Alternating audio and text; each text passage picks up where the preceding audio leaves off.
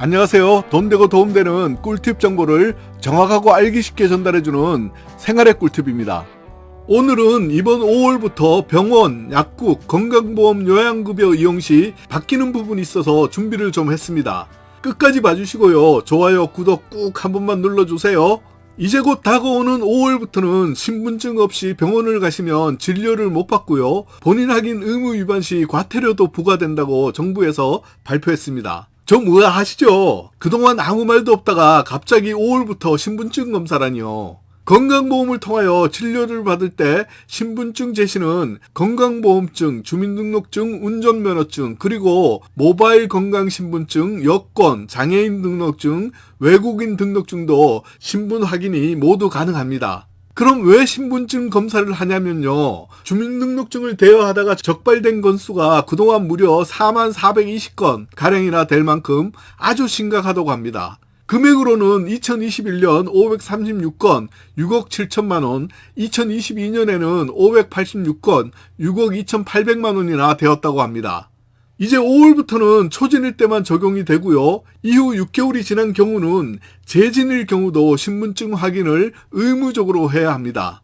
병원뿐만 아니라 약국에서도 확인을 하고요. 건강보험 요양급여를 실시하는 요양기관도 마찬가지로 건강보험증이나 신분증으로 본인을 확인하는 절차가 진행됩니다. 신분증 도용은 외국인, 내국인 가리지 않고 다른 사람의 이름과 주민번호를 대고 병원 접수 후 진료를 받다가 적발되어 관련 조치를 하게 되었습니다. 그리고 실제로 이런 사람들이 많은지 그냥 공유만 했는지는 몰라도 중국 사람들이 우리나라에서 2년에 한 번 공짜 건강검진을 받을 수 있다는 원정 진료 꿀팁으로 알려져서 이 내용을 서로 공유하여 퍼져나갔다고도 합니다. 말하기 조금 조심스럽긴 하지만 여기에는 조선족들도 한몫할 거라고 생각을 합니다. 신분증을 의무적으로 확인을 한다면 또 어떤 꼼수가 나올지 그것도 참 궁금하네요.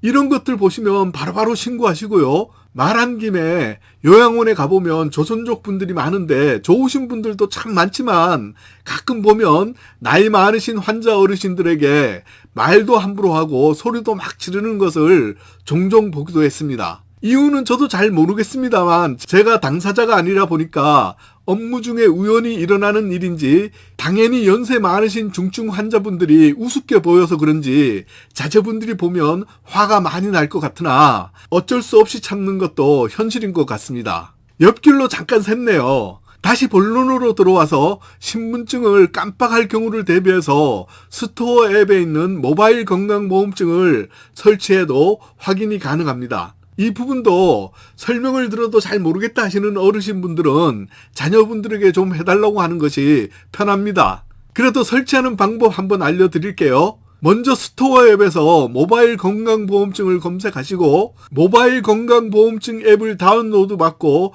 그 다음 실행하시면 본인 인증을 하라고 합니다. 그러면 인증을 하시면 모바일 건강보험증이 다운로드되어 나타납니다.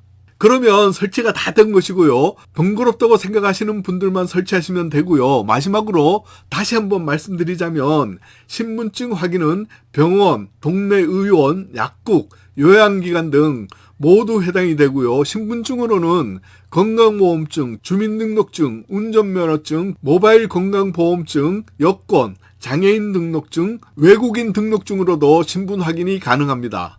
다만 정당한 사유가 있으면 예외 적용이 되는데요. 19세 미만 응급 환자인 경우와 처방전에 따라 약국에서 약제를 받는 경우는 예외 적용이 가능합니다. 좀 번거롭고 귀찮으시더라도 세금 낭비를 막자는 취지이니까 여러분들도 편하게 동참해 주시기 바랍니다. 오늘 생활의 꿀팁이 준비한 이야기는 여기까지입니다. 저는 다음 영상에서 더 좋은 내용으로 또 인사드릴게요. 끝까지 함께 해주셔서 감사합니다.